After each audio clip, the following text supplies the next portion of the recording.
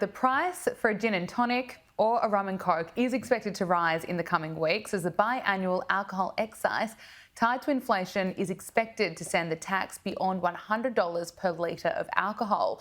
Joining us live now is Queensland Distillers Association President and Grandad Jack's Craft Distillery founder, Dave Ridden. Dave, thank you for your time this afternoon. How's this going to impact your business?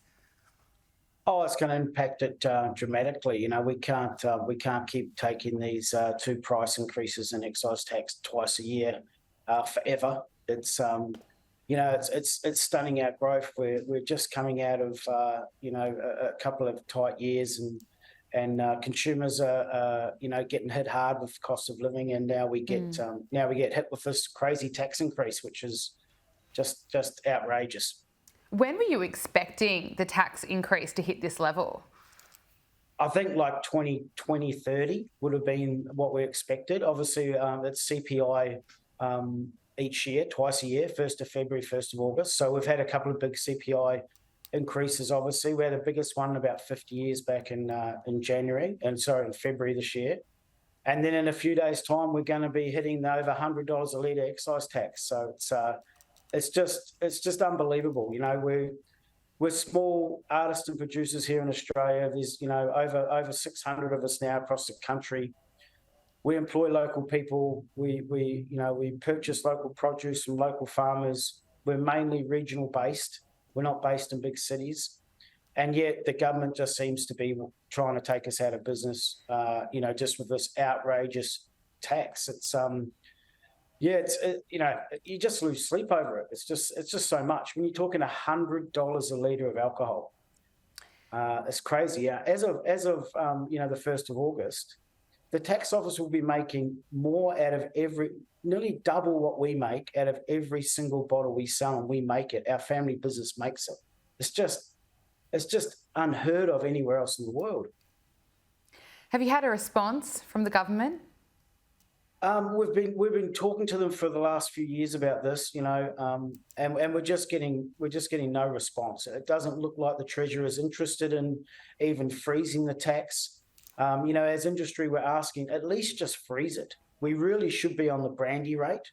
It's unfair when if I'm going to go out for dinner tonight and I'm going to have a schooner of beer, but my wife wants a nice gin and tonic or a glass of wine, she's going to pay double what I'm going to pay in tax on her gin and tonic than I'm going to pay on my schooner of beer. It's a very unfair tax. A standard drink is a standard drink. We should have the same tax across wine, beer, and spirit, but unfortunately we don't. And it really needs to stop before thousands of people in this country are out of work. Why do you think you haven't got a response? Is it because you're in the alcohol industry? And can you just kind of speak to us about how you expect this tax hike will impact your sales and possibly employment? Well, we're already seeing impact on our sales in the last few months with the price of living going up. We're seeing a reduction in consumers coming through. We're seeing a reduction. We're a big, the craft spirits industry. We're a big tourism operation. We do a lot of We have a lot of tourists for our distilleries. We've seen that drop away. If we can't make any margin out of producing these spirits, then we can't employ people. So people are going. We just can't continue to justify employing the people, spending our money in local communities. It'll get to the point, if we can't stop it, there'll be just no point in producing Australian-made spirits. David, how can we support you? Many of us enjoy a gin and tonic. Do you have any tips for us?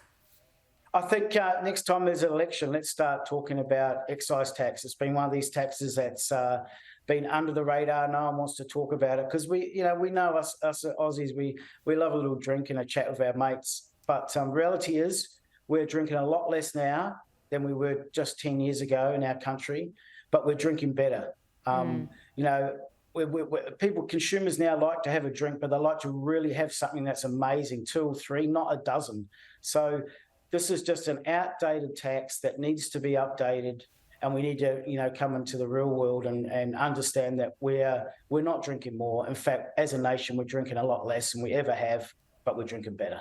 David Ridden, so thank let's you. Support it. Absolutely, let's support you guys. Look, I appreciate you coming on the program this afternoon. Thank you so much. We'll talk to you again soon. Have a great afternoon. See ya.